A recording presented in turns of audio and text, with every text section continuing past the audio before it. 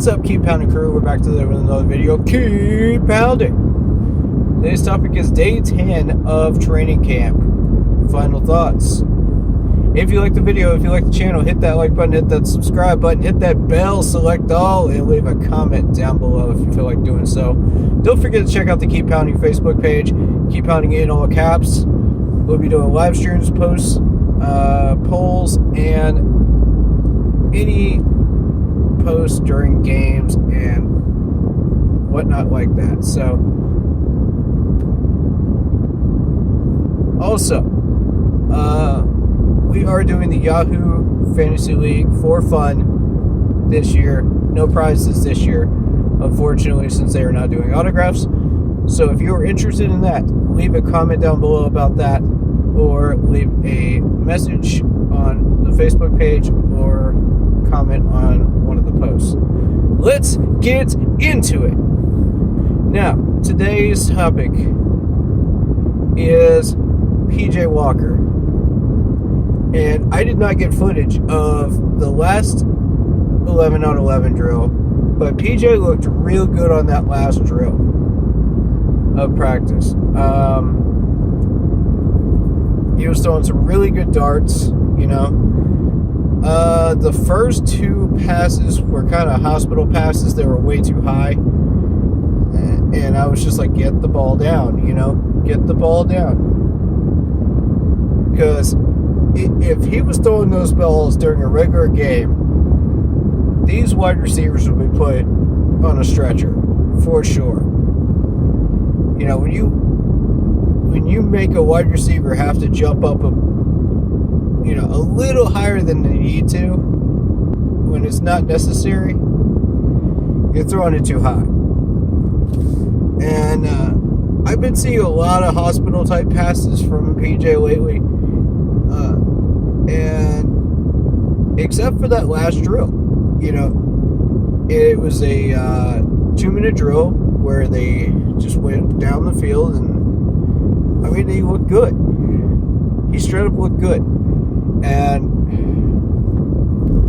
I'm hoping to see a lot more of that in the future. I saw a lot of good passes from him today that normally I haven't been seeing this training camp so far this year. And I'm very pleased with that. I'd like to see that continue into tomorrow. Let's see that momentum carry him into the 7-on-7s and 11-on-11s tomorrow. Now, tight ends are getting more and more involved this week. There were some people posting some comments around Facebook and whatnot about that yesterday. I was not there for the training camp yesterday, technically. That would have been day 9. But, yeah, I'm impressed with the tight ends so far. I think the tight ends look good. Dan Arnold, you know, Ian Thomas caught one today. And, yeah, Tommy Tremble needs some work, but I think, you know, he'll develop. So, yeah, in that respect, I think the quarterbacks are leaning a little bit more towards the tight ends than the wide receivers, which I don't mind that, you know, as long as it's a 60-40 shift or a 70-30 shift. You know, you don't want to 100% rely on the tight ends as a security blanket. You know what I mean? You got to get out of your comfort zone. You got to start throwing some balls to the medium part of the field and the deep part of the field. Yeah. I like to see that ball spread out. You know, that was one of the things that Cam Newton did well back in 14 and 15 when he was in his prime of his career. So that's what I need to see from these guys is, you know, spread the ball out, use it more, these wide receivers more, you know, and let them take care of business, you know. Just get the ball in their hands and let them take care of it. You know, DJ's good at it, Robbie's good at it. We all know the main people are good at it. Now, the question is,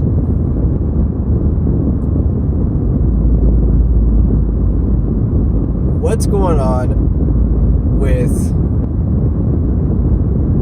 our new guys here? Shi Smith, is he going to measure up this year?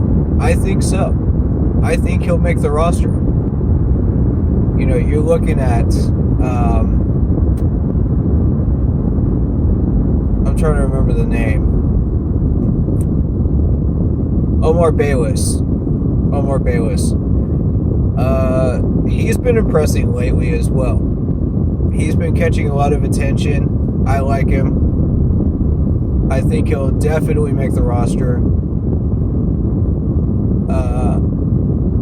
Running backs look solid.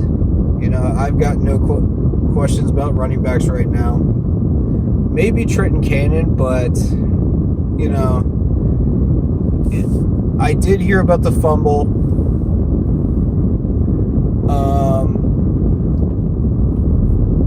I don't know if that was him or not. I don't remember if that was him or not. But I did hear about a fumble yesterday from one of these running backs. And I was a little concerned about that because we haven't seen many fumbles from the running backs. So that's something to keep an eye on, guys. Also, the O-line. The first string O-line kind of gave up some ground against that pass rush of the D-line. So you're starting to see the pass rushers start to take more prominence. You got that sack competition between Perriman and Brian Burns to see who can get more. So that's fun.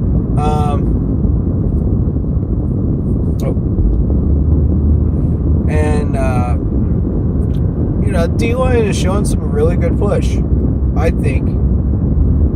I'd like to see a little bit more out of the defensive tackles because we're starting to see a few of these runs from the second and third string running backs here. Reggie Bonifon and Trenton Cannon, where they're getting significant yards. And we like to see those gaps start to get plugged up.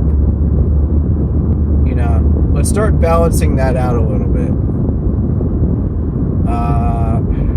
I think the corners look real good right now. The DB's coach is doing an excellent job. I really, really like him. He's a no-nonsense guy. He just tells it like it is.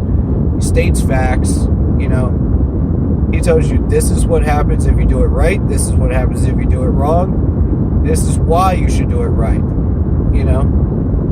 And I really appreciate that in a coach. I'd like to see that out of our coaching staff, and that really makes me happy. And I've been listening to him for the entire camp so far. He's had the DBs over there in front of us in that first practice field area. And it's been really interesting to listen to some of the coaching style of this man. And I'll talk more about it in the live stream coming up later this afternoon.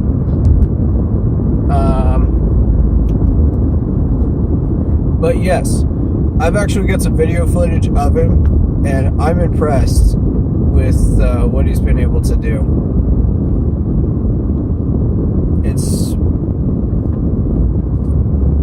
It's not easy to coach some of these people, man, in the NFL. I will have to say that. And you have to have a certain level of talent as a coach to be able to handle some of that coaching style.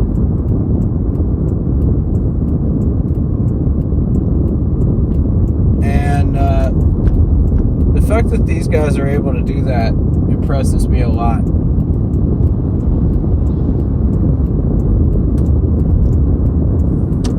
So, as far as the corners are concerned, one of them stood out to me is Troy Pride Jr. He's been getting better, slowly getting better over the past year. And you can start to see it when you watch the coverage. You can start to see it when you watch his hands and his arms when that ball is coming at him. Yeah. And one thing I want to point out from this DB coach is the eye level drill, where he has them run at each other, and he just shouts eye level, eye level, eye level. He just they stay down, and they don't pop up, otherwise they're going to get burned. And I like that drill so much because that can easily make the difference between a big play or just making a tackle. And one other thing I noticed today was the offensive line. After another false start, we saw the offensive line do a drill where they got tested, are you going to move? Are you going to flinch? Are you going to, once you're set? And I think that needs to be a little bit more prominent considering the amount of false starts that we've had lately. That's going to make a huge difference going forward. And don't be surprised if you see some false starts during the Colts game, because we haven't exactly fixed that problem yet. So I'd like to see some emphasis on that in particular in the next few days while they are doing drills in Indianapolis. And if that happens, I'm going to be very happy.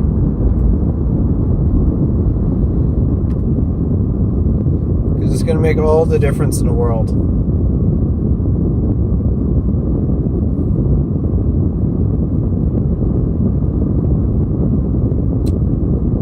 So, that being said, linebackers look okay too. I haven't really gotten that much of a look at them today. But I did notice Shaq was back. Robbie Anderson was back as well. So, that's very, very good news. We still got 3 injured players right now that we're still waiting to hear the status on. And all 3 of them were on the bike today. So we'll just have to see how that rolls. I know AJ is the most injured right now, and he'll be out for 2 weeks. But the other 2, one of them I think it was a strain, the other one was something else. I don't remember. But hopefully those guys heal up quick and they are able to play in some of these games with the team in preseason. Final thoughts on this practice, last word is I like the improvement I'm seeing today. These guys are more disciplined, they're more focused, and they're ready to go.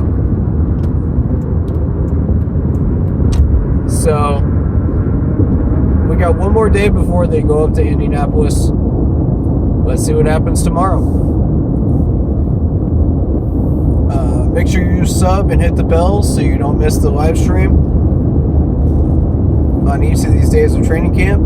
And I hope this video finds you happy, healthy, and well. Stay safe, stay healthy, and keep pounding.